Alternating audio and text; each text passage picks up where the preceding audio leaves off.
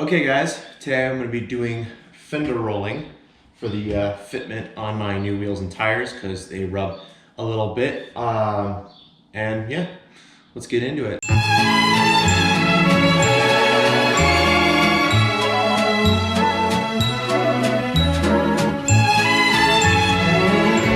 So first off, shout out to my buddy Colton. Letting me borrow his heat gun. I'll leave his Instagram in the description so you guys can follow him. He does music. But yeah, we're gonna use this. Got a breaker bar here with my attachment. I usually use this for regular lug nuts, but I got special acorn lug nuts, so we're gonna be using these for today. Last but not least, fender roller kit, which I gotta put together. And of course, a jack. Get the wheel up out of the way so we can get to it. That should be all we need, unless of course you have an impact, you can get these wheels off a lot easier. But for me, I don't have a high powered impact, so we're gonna be doing it all by hand.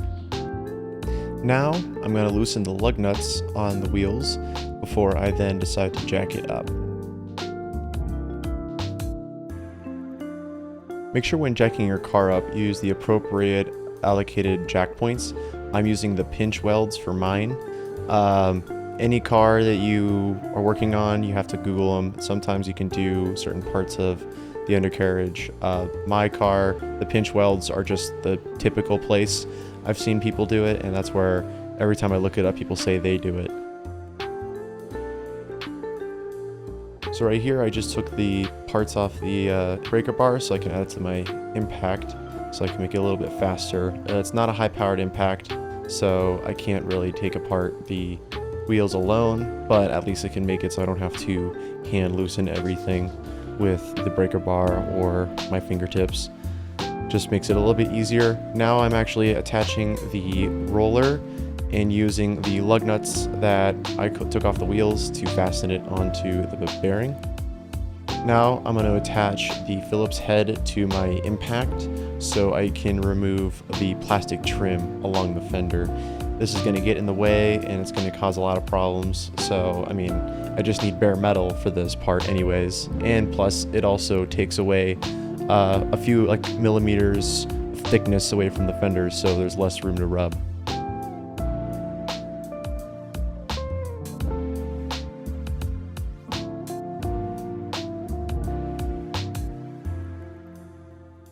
Now I'm just grabbing a rag and some cleaner so that I can wipe it down.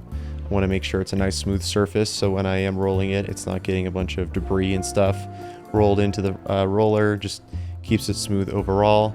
I want to make sure that the actual panel underneath there isn't in the way. And also I'm pulling out the little spots where you put the screws in for that plastic trim.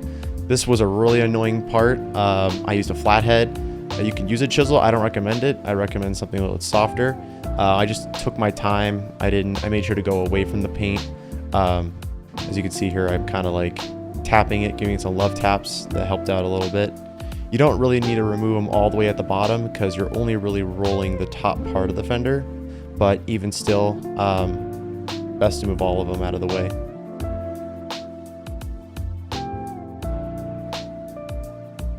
Now I'm just setting in the position for the roller. This part right here tightens it so that it brings it closer to the edge, creating a tight fit. Make sure it's tight up against it so there's some pressure on there. I did have a problem with this cheaper roller that it would actually like pop. The threading, like the little nut in the back, would actually pop off if I was putting too much pressure on it. But I figured if I push it on top, that ended up being enough pressure. However, I do recommend you wear gloves for that part because I was burning my hand with the heat gun.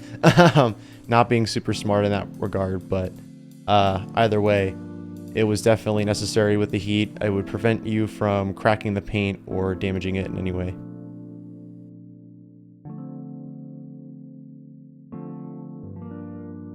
Now I'm just going to speed up the video a little bit more here so it's less time waiting, but just sit back and enjoy the gruesome and long-term process it takes for me to roll this.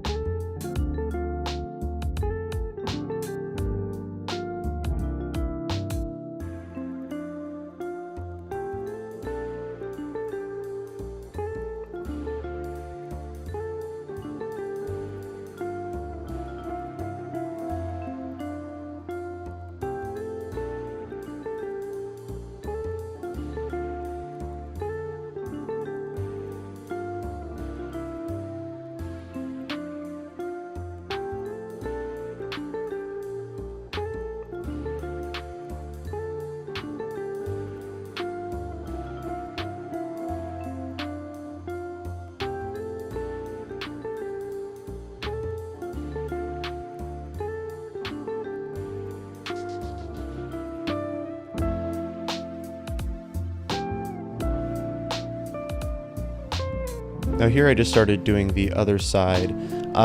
This is a little bit faster as you get the hang of it. I stopped messing around with the panel trying to keep the little plastic bits.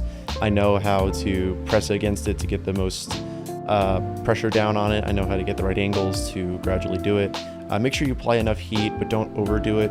You might burn the paint a little bit, but just enough so that it's not chipping away at the main layer of paint. You will see some cracking. This paint is old, but at the same time, it's a lot less and there's not any cracking on the main surface. It's just in the back underneath where I didn't really get as much.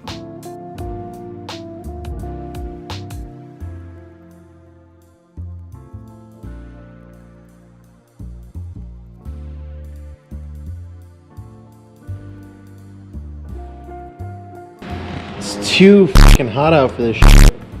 I'm doing the rears now.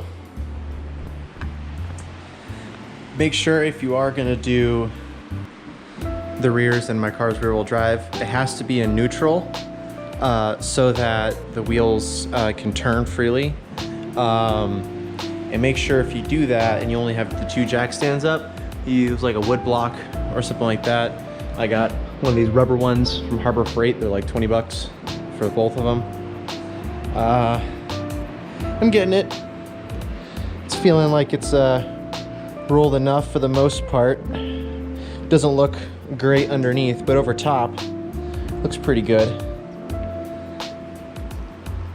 It could definitely roll more, but it's 100 degrees out and I don't know, I feel like I just can't really see myself doing any more.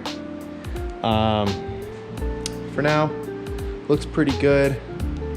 I have to hit the other side still, but we'll see if I tackle that today or if I do that another day. It's probably one of the longest projects I've done because of the summer heat.